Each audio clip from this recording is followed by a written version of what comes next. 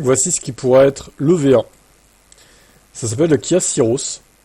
Alors, pour l'instant, il existe qu'en thermique. Maintenant, effectivement, il serait pas déconnant de le transformer en électrique. Ils mettent une petite batterie de 45-50 kWh. Ça pourrait être une équivalente à la Ioniq, à la Hyundai Inster, pardon, pas une Ioniq.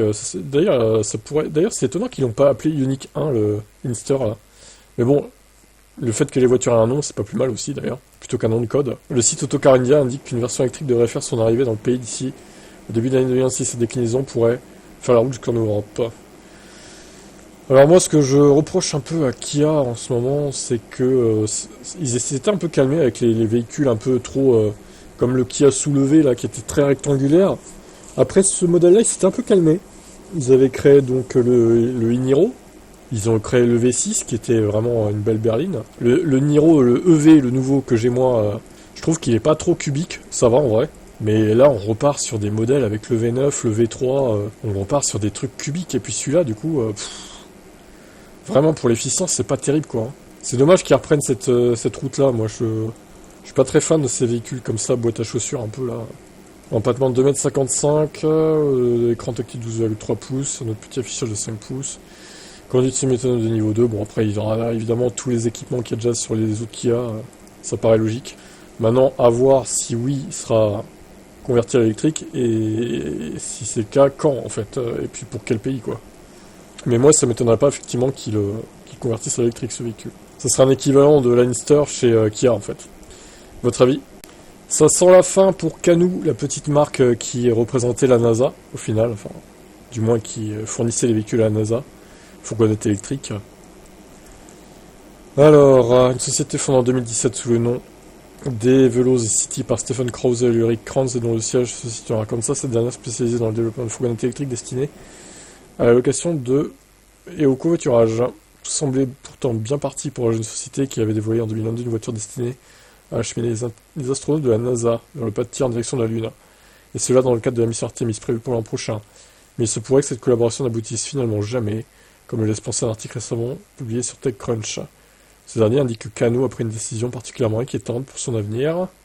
Elle a en effet placé plusieurs dizaines de ses employés restants dans une pause obligatoire non rémunérée, une sorte de congé sans solde, qui laisse présager le pire pour l'entreprise. Cette période va se poursuivre jusqu'à la fin de l'année, au moins, comme le précise le mail envoyé collaborateur. Celui-ci a également indiqué que les salariés ne pourraient plus accéder au système de Canoo à partir de vendredi dernier.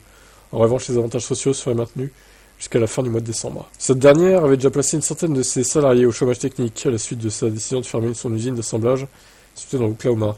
Manque de financement. En novembre dernier, la société indiquait ne plus avoir que 700 000 $ sur son compte en banque, ce qui reste très peu pour espérer survivre. Oh là là. Son directeur technique, son directeur financier et son directeur juridique qui ont tous décidé de quitter le navire avant que celui-ci ne finisse par couler, ce qui a contribué à plonger la société dans une situation encore plus catastrophique, sans plus personne à la barre, hormis son PDG Tony Aquila. Ce dernier n'a d'ailleurs pas encore pris la parole à ce sujet. Quoi qu'il en soit, l'entreprise ne s'avoue pas vaincue, car elle vient d'annoncer un gros coupement d'actions inversé à raison de 1 contre 20. Ce dernier entre en vigueur dès ce mardi 24 décembre, selon The Verge. Et selon Canoo, cette consolidation vise à maintenir ses actions cotées à la bourse Nasdaq et à attirer un plus gros large d'investisseurs institutionnels et particuliers. L'objectif est désormais de récolter des fonds pour espérer survivre. Mais rien n'est encore gagné puisque les analystes avaient déjà mis en garde le constructeur affirmant que celui-ci est au bord de l'épuisement de liquidité depuis 2022. Espérons qu'il ne finisse pas par subir le sort de Fisker, mais c'est plutôt celui de Rivian qui a bénéficié d'un investissement de 5 milliards. Bon, moi ça pue, hein. Je pense que ça pue pour eux. Rivian, ils sont beaucoup plus solides, ils ont Amazon derrière eux. Canoo, ils ont personne, hein, en vrai. Bon, leur modèle électrique était rigolo, je trouve. Ça fait un peu jouer, mais bon. Au moins ça roule et ils en avaient pas mal en stock, donc. Puis la NASA l'utilisait quand même, c'est pas rien. Malgré tout, je pense que ça va faire faillite tout ça dans quelques mois. À mon avis, ils passeront pas 2,5 millions. Ciao. Alors retour sur les ZFE le 1er janvier. Qu'est-ce qui va se passer?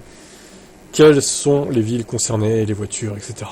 Déjà l'année dernière, au 1er janvier 2024, les agglomérations de Grenoble, Lyon et Strasbourg interdisaient les véhicules critères 4 et a fortiori les critères 5. Paris avait déjà amorcé le mouvement pour ces deux catégories, mais à partir de cette année, en 2025, les véhicules critères 3 diesel de plus de 14 ans et essence de plus de 19 ans ne pourront plus circuler à Lyon, la troisième ville de France. Ça concerne environ 60 000 véhicules d'après les chiffres fournis par l'INSEE. Lyon n'est pas la seule ville à interdire totalement la présence de ces véhicules polluants. La métropole du Grand Paris et Strasbourg sont aussi concernés. Dans la métropole du Grand Paris, dès le 1er janvier 2025, la circulation des véhicules critère 3 entre 8 et 20 heures, du lundi au vendredi, sera interdite. Ah, entre 8 et 20 heures, hein, c'est précis. Les week-ends et les jours fériés, ces modèles considérés comme polluants pourront y circuler. Néanmoins, la métropole va mettre en place un pass ZFE à télécharger en ligne pour passer outre les restrictions selon 24 critères bien précis. Pour Strasbourg et Lyon, l'interdiction est beaucoup plus sévère. Les véhicules critères 3 seront totalement interdits.